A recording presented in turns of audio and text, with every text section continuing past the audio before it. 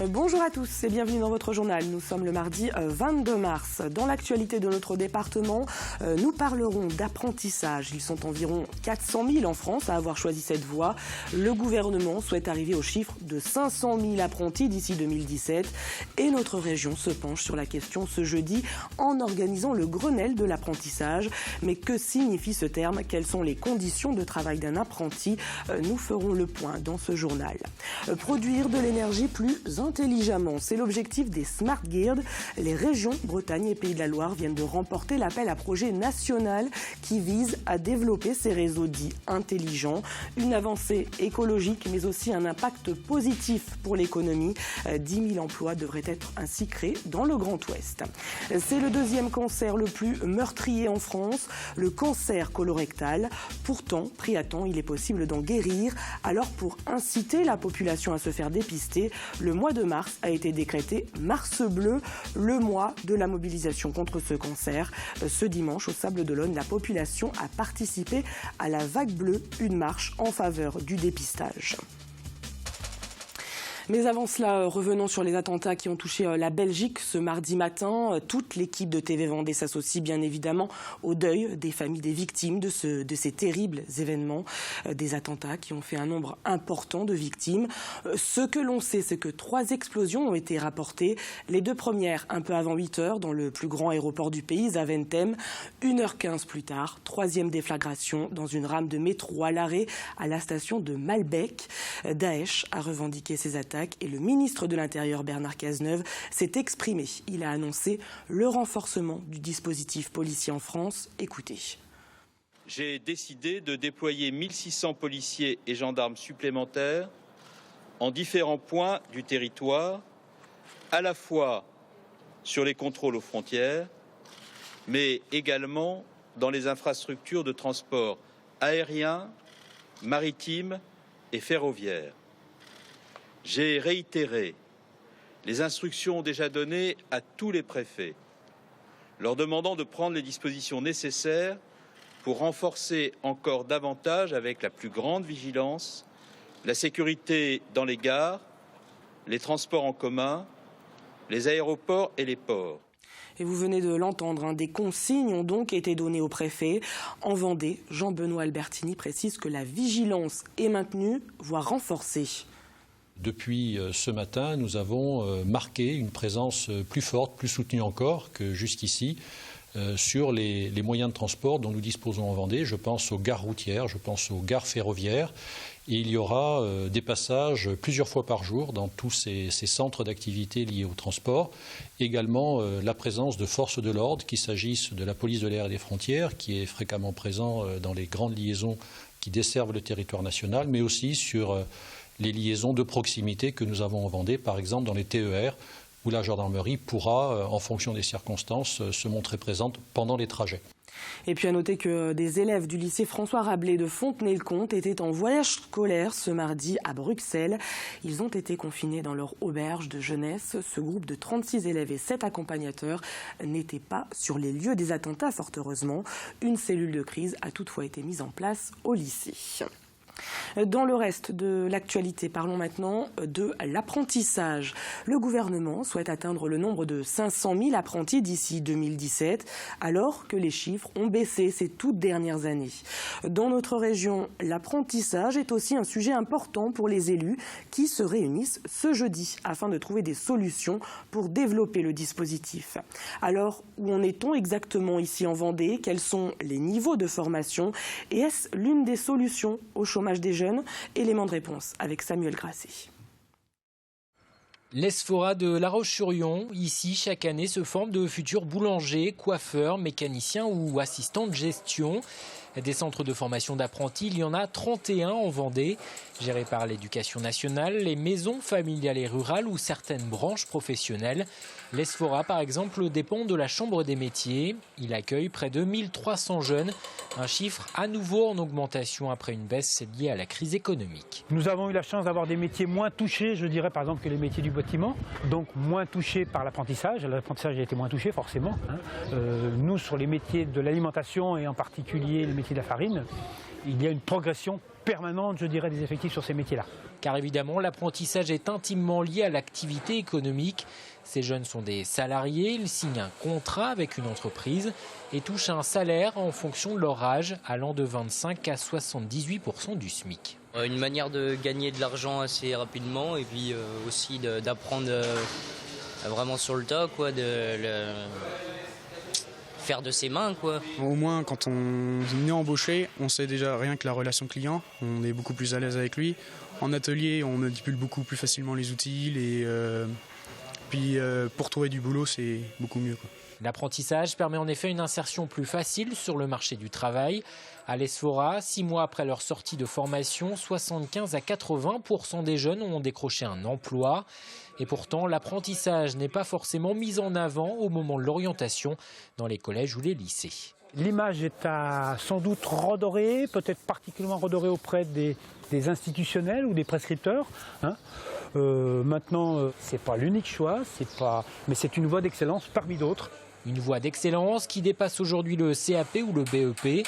Désormais, il est possible de décrocher un diplôme d'ingénieur en apprentissage. L'Esfora comptera lui à la rentrée prochaine une formation supplémentaire, un BTS technico-commercial. En bref, les analyses de l'Agence régionale de santé ont été rendues ce lundi concernant l'épisode du 10 mars dernier où 825 élèves de Loire-Atlantique et de Vendée ont été malades. La suspicion d'une intoxication alimentaire a été confirmée et serait liée à un neurovirus. L'inspection de la cuisine centrale n'a cependant pas révélé de dysfonctionnement. Elle est donc mise hors de cause. Les analyses vont se poursuivre sur les matières premières qui ont servi à la confection des repas. Smile, c'est le nom du projet des régions Bretagne et Pays de la Loire qui a été retenu dans le cadre d'un appel à projet national pour le développement à grande échelle des réseaux électriques intelligents. Des réseaux concrètement qui produiraient de l'énergie au plus près des besoins en privilégiant les énergies renouvelables. Un projet donc d'envergure qui permettrait également de relancer l'emploi. Les explications de Pierre Dalicieux. 300 millions d'euros d'investissement, financement public et privé compris, dont 65 pris en charge par l'État. C'est ce que va coûter le projet Smile, un projet d'envergure qui concerne les Pays de la Loire et la Bretagne, qui travaillent désormais main dans la main sur l'implantation du Smart Grid, en français réseau intelligent. Pour faire simple, l'objectif est de consommer l'électricité produite sur un territoire de manière plus pertinente. On a des pics de consommation, y compris parce qu'on est aussi deux régions qui sont des régions très touristiques, et on a en même temps des pics de production, parce que quand il y a par exemple beaucoup de soleil, avec le photovoltaïque, on va produire beaucoup d'énergie solaire, et quand il y a beaucoup de vent, on va produire beaucoup d'énergie à partir du vent. Donc l'idée de Smile, ce sont des réseaux électriques intelligents, c'est-à-dire qu'on apporte du numérique sur des réseaux électriques pour qu'en permanence, on ajuste la consommation et la production. Une ambition écologique, bien sûr. Ce projet vise à réduire la consommation et donc la production d'électricité, mais économique aussi. Le but, créer 10 000 emplois dans les 5 prochaines années sur les deux régions, Pays de la Loire et Bretagne. Cette entreprise lyonnaise fabrique entre autres des radiateurs et chauffe-eau connectés. Le projet Smile va permettre pour une centaine de sociétés comme elle de se développer. Forcément, ça va se répercuter sur notre niveau d'activité et sur nos embauches, sachant que sur le site de La Roche, on continue d'embaucher et on n'a jamais arrêté d'embaucher.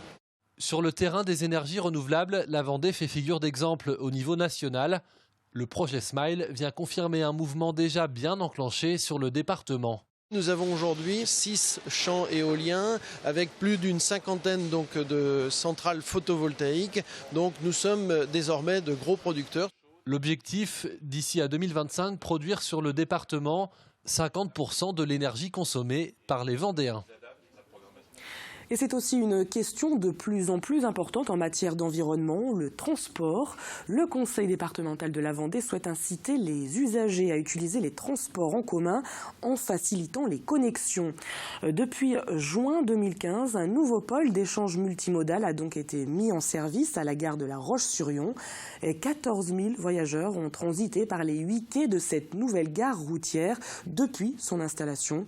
Yves Auvinet souhaite que ce chiffre augmente. C'est ce qu'il a expliqué au micro de Sandrine Pelletier.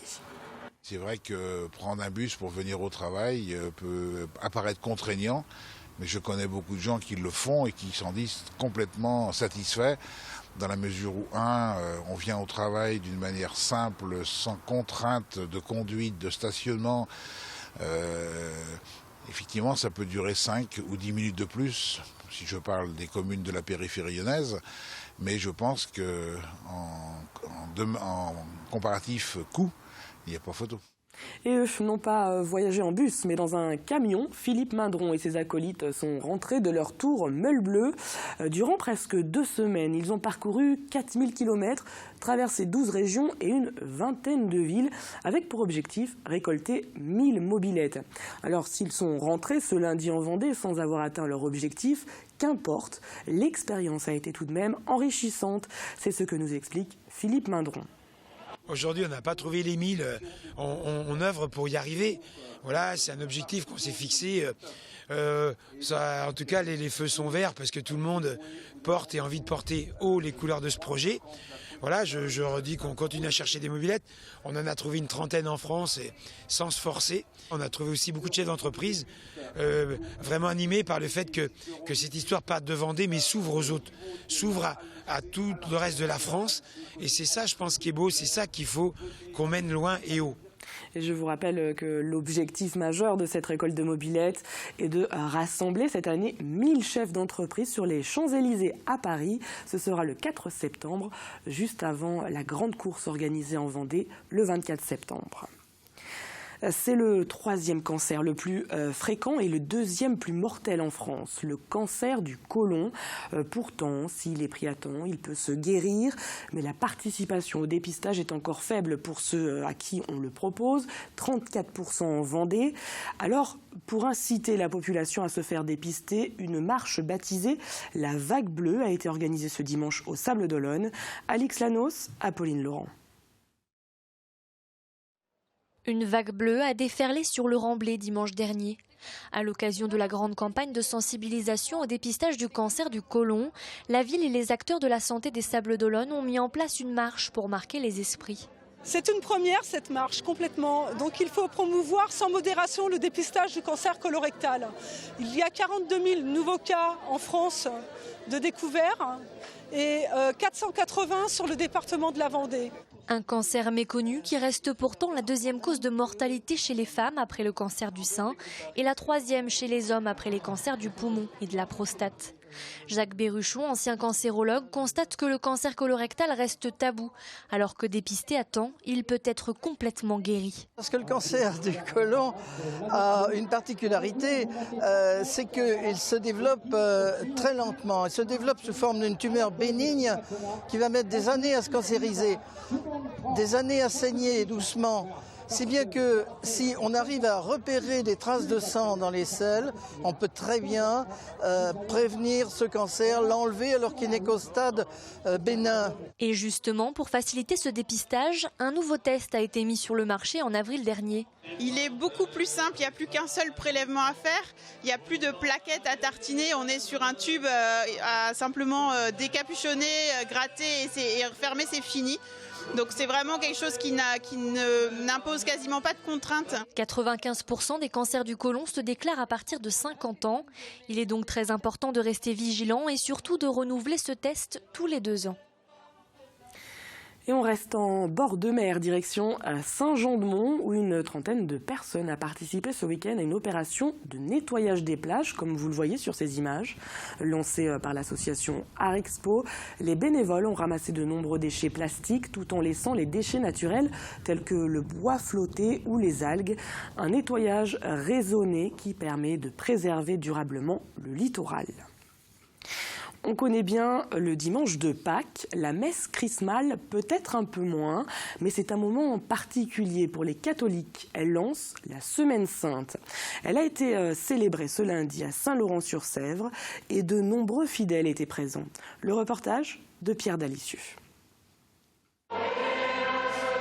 C'est une des fêtes des catholiques que l'on connaît peu, mais qui reste peut-être l'une des plus importantes. Durant cette cérémonie, les huiles de l'ensemble des paroisses du département seront bénies.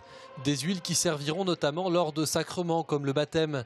Un moment très suivi notamment par les catholiques les plus pratiquants. C'est une messe qui est suivie par des gens qui sont plutôt motivés. par des gens qui sont plutôt motivés. Alors ça fait une grosse assemblée, mais de gens profondément motivés, parce que nous sommes aussi dans une semaine qui est la Semaine Sainte, qui comporte un grand nombre de célébrations auxquelles participent beaucoup de gens. C'est aussi un moment unique pour les prêtres, le seul dans l'année où tous ou presque vont se retrouver pour échanger durant une journée entière, avant de renouveler leurs vœux de prêtrise. Ce qui est important dans cette journée, c'est de retrouver tout le presbytérium, tous les prêtres de notre diocèse, ainsi que tous les diacres permanents avec leur épouse, pour un temps convivial autour d'un repas. Et puis ensuite, il y a toujours un temps d'échange. Par exemple, nous avons été présentés les futurs prêtres de notre diocèse. Donc c'est vraiment un temps fraternel et d'enracinement les uns avec les autres. Pour les personnes présentes dans l'Assemblée, c'est évidemment un moment fort de l'année d'un croyant.